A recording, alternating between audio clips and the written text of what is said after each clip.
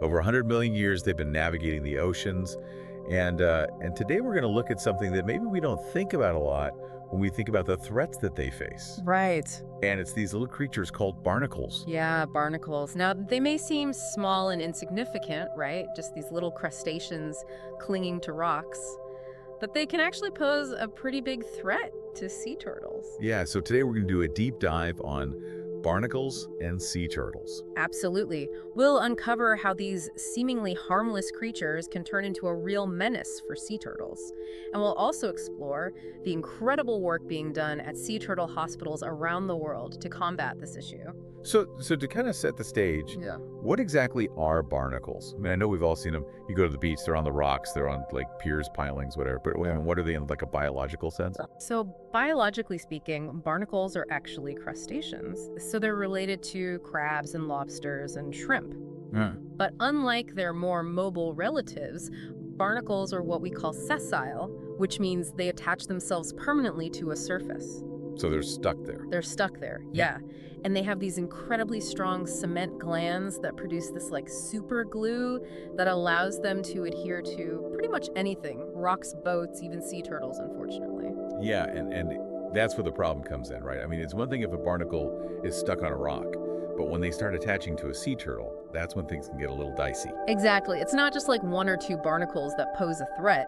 It's when you get what we call heavy incrustation. So imagine like a sea turtle just covered in these barnacles. Like a barnacle suit. Yeah, basically. And this can create a whole host of problems for the turtle. Like what kinds of problems? I mean, I'm imagining it's got to be like uncomfortable at least. Oh, yeah, definitely uncomfortable. But it goes way beyond that. It can actually be life-threatening. Yeah. So for one, all those barnacles add a lot of weight to the turtle. Oh, so like extra baggage. Exactly, like carrying around an extra backpack all the time.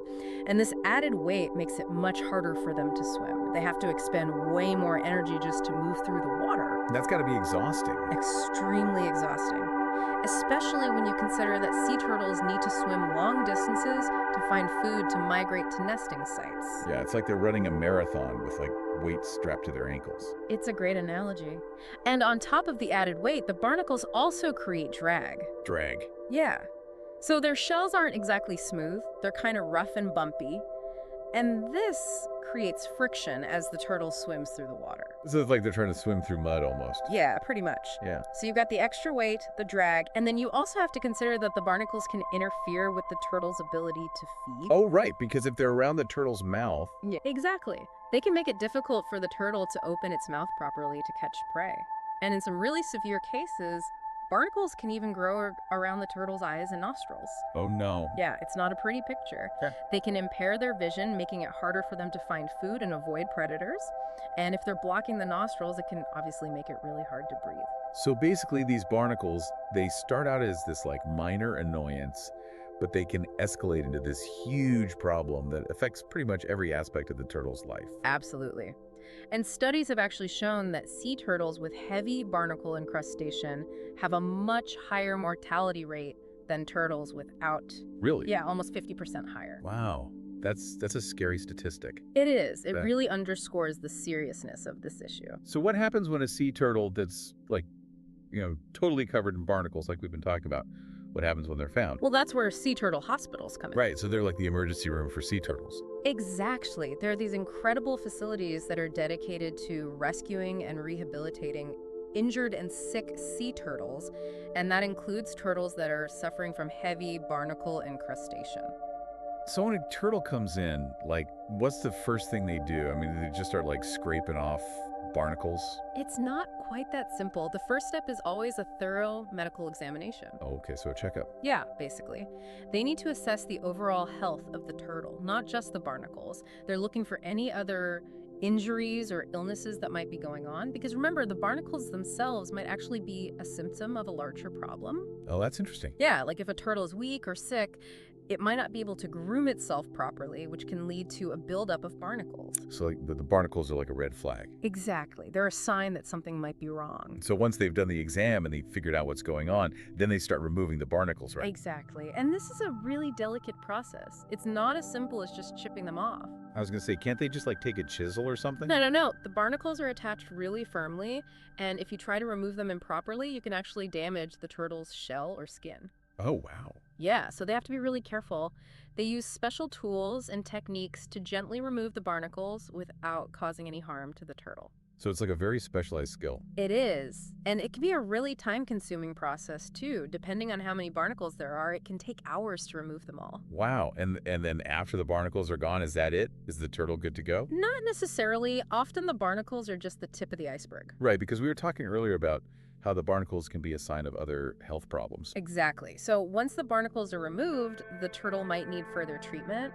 They might need antibiotics if they have an infection, or they might need fluid therapy if they're dehydrated. And they'll probably need some good food. Absolutely. They need to regain their strength and put on some weight. So it can be a pretty long road to recovery. It can. Yeah, sometimes turtles need weeks or even months of care before they're ready to be released back into the wild. That's amazing, though, that they can recover from something like that. It is. It's a testament to the dedication and expertise of the people who work at sea turtle hospitals. You mentioned earlier a turtle named Hope. Oh, yes. I think that story is so powerful because it really shows just how much of an impact barnacles can have on a turtle and how important these hospitals are. So can you tell us a little bit about Hope's story? Absolutely. So Hope was found off the coast of Florida, and she was in really bad shape. She was completely covered in barnacles. I mean, you could barely see her eyes. Wow. Yeah, and she was severely underweight and weak because she hadn't been able to eat properly. Heartbreaking. It really is. But thankfully, she was rescued and brought to a sea turtle hospital. And what do they do for her? Well, first they had to remove all those barnacles, which took a long time. Yeah, I can imagine. And then they started her on a special diet to help her regain her strength.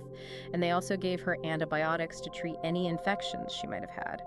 So it was like a whole team of people working together to help her. Exactly. And after months of care, Hope made a full recovery. That's amazing. It is. It's a real testament to the incredible work that these hospitals do. So it sounds like sea turtle hospitals are playing a really crucial role in protecting these animals. Absolutely. They're on the front lines of sea turtle conservation. And what can we as listeners do to help support these hospitals and these turtles? Well, one of the best things you can do is donate. Donate money. Yeah, even a small donation can make a big difference. These hospitals rely heavily on donations to fund their operations, to buy medical supplies, to pay their staff. So every little bit helps. Absolutely. And another great way to help is to volunteer your time. Oh, yeah. A lot of these hospitals rely on volunteers to help with all sorts of things like cleaning tanks, preparing food, even assisting with medical procedures. That's really cool. It is. And even if you don't live near a sea turtle hospital, there are still things you can do to help. Like what? Well, one of the biggest threats to sea turtles is pollution. Oh, right. So anything you can do to reduce your impact on the environment will help sea turtles.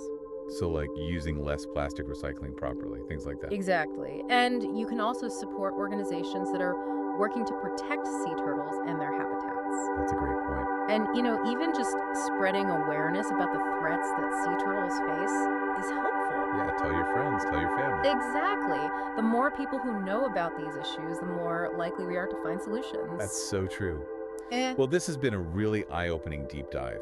I have to say, I learned a lot about barnacles and sea turtles today. Me too. And it's really inspiring to hear about the work that's being done to protect these amazing creatures. It is. It gives you hope. It does.